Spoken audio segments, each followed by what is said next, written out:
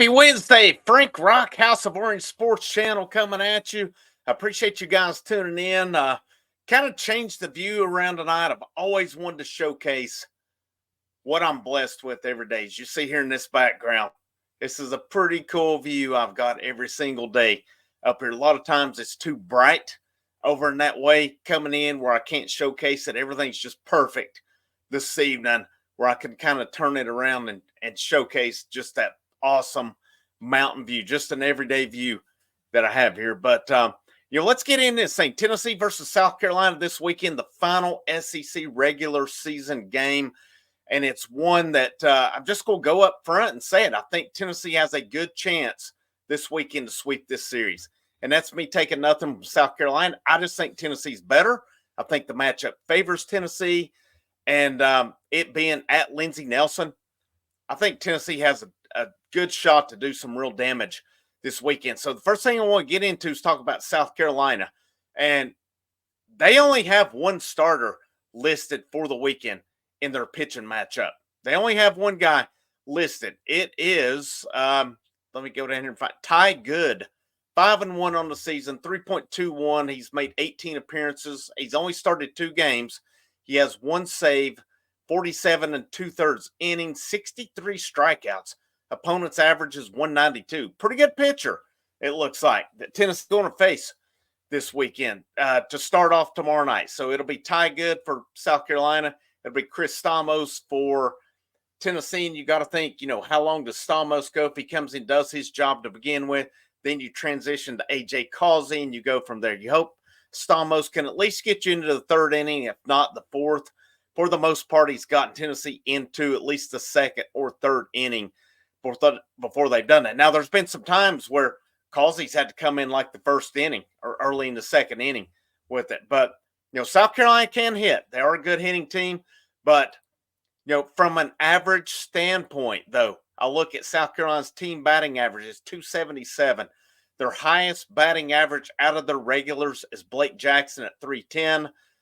4 home runs, 23 RBIs, 15 out of 17 stolen bases. Now, the thing with South Carolina is they have Ethan Petrie with 19 home runs. They have Cole Messina with 15 home runs. That's their main 2 guys, pretty much. Blake Jackson, again, pretty good numbers as far as batting average, as far as stolen bases. You have Kennedy Jones, 302, 8 homers, 46 RBIs. South Carolina does have a couple guys, 3 guys with double-digit stolen bases. Dylan Brewer, 12 out of 14. Will Tippett, who's 177 batting average, is 13 out of 14 on the year. Now you have there are other guys I mentioned. Jones, 302. Dylan Brewer, 283. Parker Nolan, who played at Vanderbilt, 267. 3 home runs, 26 RBIs. Gavin Casas, 255. 8 home runs, 30 RBIs. Talmadge LaCroix, 246, 3 and 25. Now, they have some guys on the bench. Austin Brenling, 379 average. I'm not sure how they've gone recently. Evan Stone actually played where I coached at Dutch Fork High School. 15 games played, 375. He was a regular starter last year. Has not started this year. Dalton Reeves, 309. Tyler Causey, 253, started 23 games. So they've had some lineup switches along the way. And their main guy, as far as their rotation had been gone, was Eli Jones, 5.37 ERA. He's not even listed as a starter for this weekend. They list Ty Good for Friday night and then Saturday and Sundays to be determined. I've seen mentioned possibly Garrett Gainey, who has a 3.05 ERA. He's thrown 38 and a 3rd innings with 56 strikeouts. So they do have some guys. That's, to me, based on what I'm looking at, Gainey and Good are their best 2 pitchers based on ERA, based on strikeout numbers. The rest of their staff, man, they have some guys like Jones, 58 2/3 of an inning, 48 strikeouts. Chris Veach, 31 innings, 40 strikeouts. I look at Tyler Pitzer, 35 2/3, 49 strikeouts. Other than that, Roman Kimball, 27 2/3, 40 strikeouts. Matthew Becker, 34 1/3, 48 strikeouts. Now, some of these guys have higher ERAs, but in terms of pitchers who could give Tennessee issues, I'm looking at strikeout pitchers. That's the guys that kind of stand out to me in that regard. So, looking at, just kind of looking at the comparisons with Tennessee, looking with South Carolina, I feel like Tennessee's got a bit of a better offense on here. So I'm going to pull up Tennessee's offensive numbers here right now. So if we're looking at Tennessee, South Carolina's highest guys at 310. That's a regular. Now they've switched it up some. Tennessee's pretty much got the same guy. You got Christian Moore 377, Burke 368, Amick 347, Tears 339, Dowling 337, Curley 301, Inslee 257. Those 7 guys are regulars. Now it comes down after that. You're looking more at Cal Start 256. He's going to be in. Where do they go with the lineup from there? They can go numerous ways with it. I'm curious to see who they'll DH this weekend. That DH spot, I even saw Rucker from 24/7 talk about this, and I've been on this one for over a couple of weeks now. I don't know what they're trying to accomplish with this DH role. I don't get it, and it's hard to question a lot. You're the number 1 ranked team in the nation. What Tennessee's doing under Tony Vitello is almost unprecedented in their baseball history. Rod Delmonico did some good things, but he was not this consistent. They were not this high of a ranked program this consistently. But Tony Vitello does some weird things sometimes. He does some strange things. And this DH position, I'm not understanding what they're accomplishing with that DH position. Because I really feel like it's been a black eye, the lineup. And I don't think they've done anything to help that out by just pulling guys. Guys will go up and strike out and they're pulling them. I don't get what they're trying to accomplish with them. Maybe they're hoping somebody will kind of have that alpha in them and step it up. But I'm just not understanding what they're doing. And I may not understand it the rest of the year. I keep thinking it'll sort itself out. I don't think it is at this point. We'll see who gets that start tomorrow night. I would either go Cannon Peebles or Colby Backus. I just don't think Backus has gotten enough of an opportunity on the weekend. He's not gotten the opportunity guys like Villeneuve, Reese Chapman, Dalton Bargo. Some of these have gotten. Honestly, I think Bargo or Chapman may be your best hitting option, but I don't know. They have an impatience with that. I thought maybe give Antigua a look.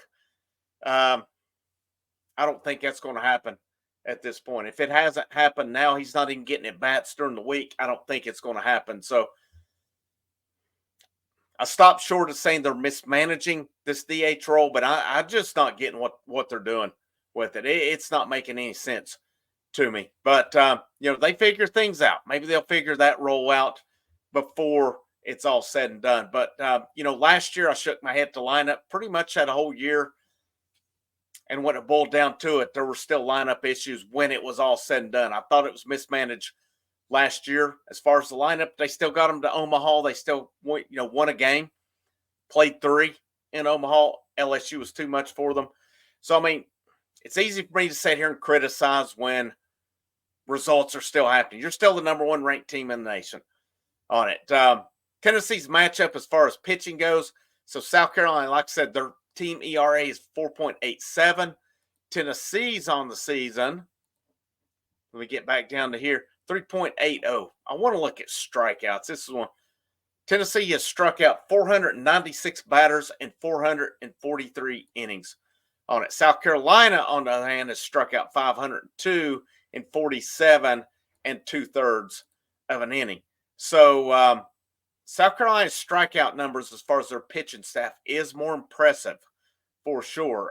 Walks-wise, Tennessee has 149 in 443 innings pitched. South Carolina, 216 in 437 2/3. So South Carolina is prone to walks. They come in on the walk train tomorrow night. I think this lineup can make them pay. Georgia lit them pretty hard last weekend. They lit them pretty good. I'm going to look at South Carolina's schedule here recently. I'm looking at recent results with them. So Georgia last weekend, Won 14-6 on Saturday, 11-5 on Friday, 14-10 on Thursday. South Carolina did beat Winthrop before that, but then they beat Missouri 9-4. Missouri beat them 8-3, and then they beat Missouri 10-2. They did run rule ETSU 15-2, and then against Kentucky, they did take 2 of 3. So they're not playing that bad of baseball. They've been playing. They took 2 out of 3 against Kentucky. Could have easily been all 3. But Georgia, Georgia's red hot right now. So I don't know if that's more of an outlier or what. They played Arkansas tough. That was at South Carolina. Arkansas did take 2 out of 3, though, 2-1. South Carolina won 6-3, and then Arkansas won 9-6. So this is a pretty good baseball team, but they are apt to give up some runs as well. I think you take into what Georgia did last weekend, and I like Tennessee's chances to be able to light that scoreboard. The main thing, they got to keep the strikeouts down. They got to put the bat in play. You got to have good at bats. You got to have better at bats than you had Sunday against Vanderbilt, for sure. But when it's all said and done, when I come back and recap this on Saturday, as I will be live the next 3 nights, Thursday, Friday, Saturday. I'll go live post game. We'll see how long it goes, depending on the crowd, and go from there. But I do like, when it's all said and done on Saturday, for Tennessee to sweep. We need Vanderbilt to win at least one game this weekend, if not a couple, for Tennessee to at least bypass Kentucky. If Tennessee sweeps, Kentucky loses the game, Tennessee's your SEC champions. They go in number 1 seed. They're definitely SEC East and overall, because they are ahead of Arkansas and A&M right now. I really feel like those teams will swap off, and I saw Arkansas, some of their main pitchers are out this weekend. So that's got to bode well for Texas A&M. But, like I said, I'll be with you tomorrow night immediately after the game. Tomorrow night and Friday night's games are at 6:30, Saturdays at 1 o'clock. And hopefully we'll know the results come then. But if there's any basketball news that breaks, keeps being a little bit of chatter about Chaz Lanier. Nothing. Kentucky feels confident. Most people are still saying Tennessee, they think, feels good about it. I like Tennessee's chances in the end, unless some ungodly NIL number comes into it. If there's something ungodly Kentucky throws at them, that might be out of the equation. And you really can't blame Tennessee if it gets up so high that it's just ridiculous. But I'll keep you posted on that. Any Lady Vols news? I seen some stuff earlier tonight where there's possibly a target that Lady Vols, a big target, or like a center forward, a post target that they may be in on. So, we'll kind of see where they're at with that one, how that one plays out. As I saw Tennessee, or can't remember who the other team, Miriam Dada, I think is the name. It's how you I'm hoping that's how you pronounce it right, but I've seen that could be Tennessee or someone else. So we'll see how that one plays out. But I'll keep you posted on anything that we come across on that. But as always, thank you for supporting the channel. Thank you for just helping this thing grow. This thing's taking off. It's growing, and it's just getting started. We're not even 6 months in, and this thing is so far ahead of where I imagined. So thank you, guys. I hope you have a great rest of the evening. My name's Frank Rock. This is the House of Orange Sports Channel. And last but certainly not least, go Vols.